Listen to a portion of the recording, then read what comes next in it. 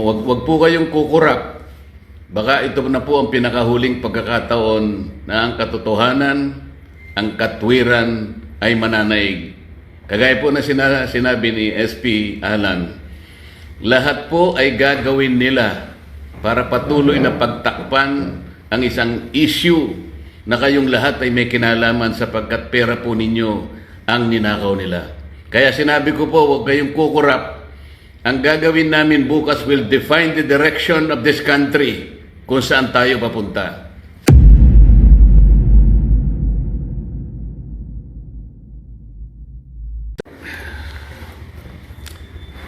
Praise God for this opportunity na makabati sa inyo ng magandang tanghali. Konting smile sapagkat medyo mabigat ang haharapin natin today at mga susunod na araw. Bakit po?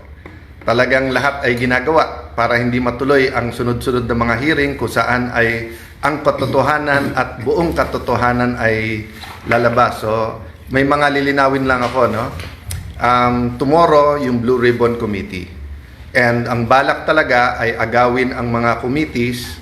Kaya kung sila ay nag-walk out, kami naman ay gumamit din ng parliamentary tool na hindi magkaroon ng quorum para nga maprotektahan ang katotohanan.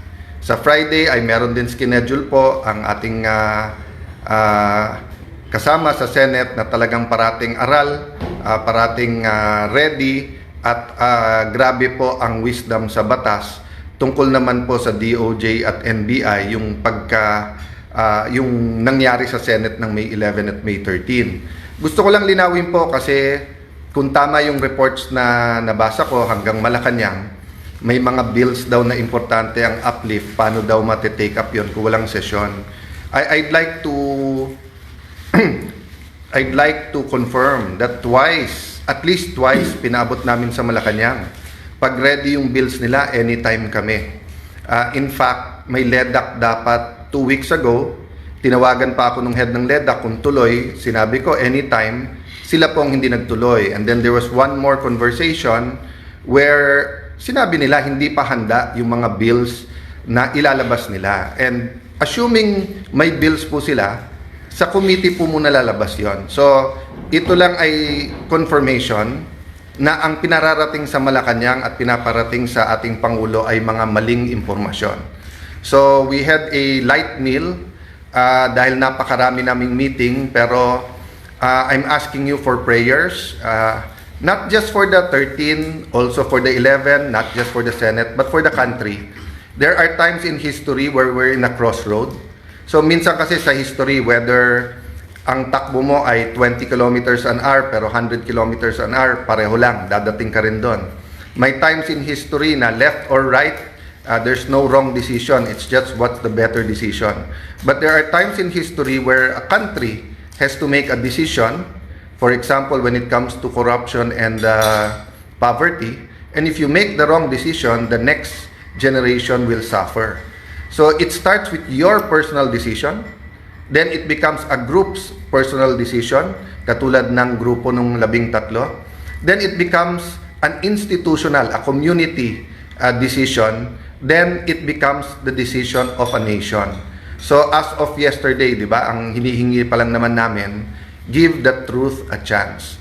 So ngayon, we're asking everyone to pray that matuloy yung mga hearings. No? I'm not saying that every single witness will tell the truth. What I've been consistent with since 2007, nung chairman ako ng Blue Ribbon Committee, was that that platform allows us for anyone to testify at makikita po natin yung testimony nung magte-testify. Nagtataka lang ako, bakit umiba ngayon na ilan buwan walang hearing kung kailan may mga bagong revelasyon at medyo mabibigat na yung mga witnesses na nagiging available. Anytime po, may malalaking witnesses din or mayroon din po mga pwedeng biglang magsabi ng totoo. No?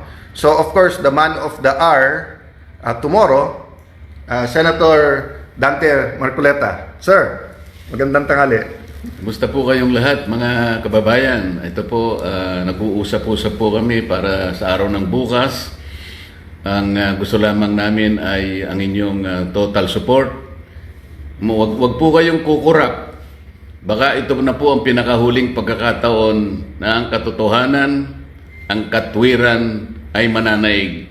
Kagaya po na sinabi ni SP Alan, lahat po ay gagawin nila para patuloy na pagtakpan ang isang issue na kayong lahat ay may kinalaman sapagkat pera po ninyo ang ninakaw nila. Kaya sinabi ko po, huwag kayong kukurap. Ang gagawin namin bukas will define the direction of this country kung saan tayo papunta. Salamat po sa inyong lahat at sa inyong suporta.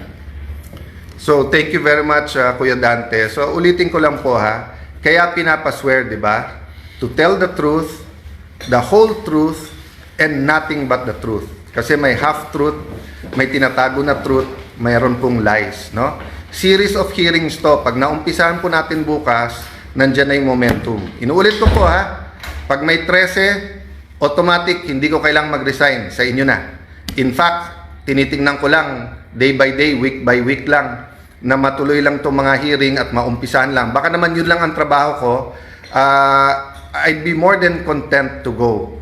The day that God uses people to tell me na meron na kaming napili to lead us. In fact, sinabi ko na rin sa 12, gawin yung kandidato ang bawat isa sa atin dito. Sino po ang gusto ding maglingkod sa ating bansa. But my mission right now is for the truth to come out. Again, hats off kay Senator Jinggoy Estrada. Napakatagal ko na po siyang kilala. We have our run-ins. In fact, may mga ibang nagpo-post ng aming mga disagreements in the past. But I'd like to reiterate what I said yesterday. Yung sinabi ni Senator Jinggoy na may ebidensya siya na talagang pinipilit siya lumipat at ang kapalit ay kanyang freedom at walang kaso, that's not hearsay to me because narinig ko mismo yung conversation. And palakas ng palakas yan, yung threat na yan sa iba pa naming mga kasama. So, dun sa 11, maybe some of them have a reason na, mag-ingay, lumaban, i-discredit yung Blue Ribbon kasi especially pagdating dun sa 18 Marines, nabanggit din ang pangalan nila, allegedly nahatiran din ng malay-maleta. Having said that, dun naman sa inyo na mga tinatakot lang kasi I know at least one member na tinakot siya. Kasama na namin siya eh. Actually, nung araw mas bilib ako sa kanya kaso kay Jinggoy. At sinabi nga niya na sama na, siya pa nga nagko-complain. Pero ngayon, nagsasalita pa laban sa amin. But at the right time, no, we'll talk about that. My point is, we will stay strong. But please pray for us kasi may individual circumstances ang bawat isa and marami kaming hindi kontrolado, 'di ba? And yung pagdating ng mga witnesses. By the way, gusto ko lang malaman niyo, we also invited the Office of the Ombudsman, the DPWH and the DBM or the representatives kasi we'll do this very orderly. We'll find out nasaan na ba investigasyon nila, ilan na ba talaga ang ghost at hindi. Magkano ba talaga ang involved dito. So, ang daming impormasyon na kailangan maging malinaw sa atin lahat. So, magandang tanghali po. Please pray for our meetings today. And ulitin ko po ha, we're not praying that God be on our side. We're praying that we be on God's side. And to listen and to hear the prayer, dapat may basis. And the basis is God's Word. And of course, the basis is yung tamang counsel na dun lang tayo sa tama. Hindi pwedeng kasilungan. God bless you all. See you soon.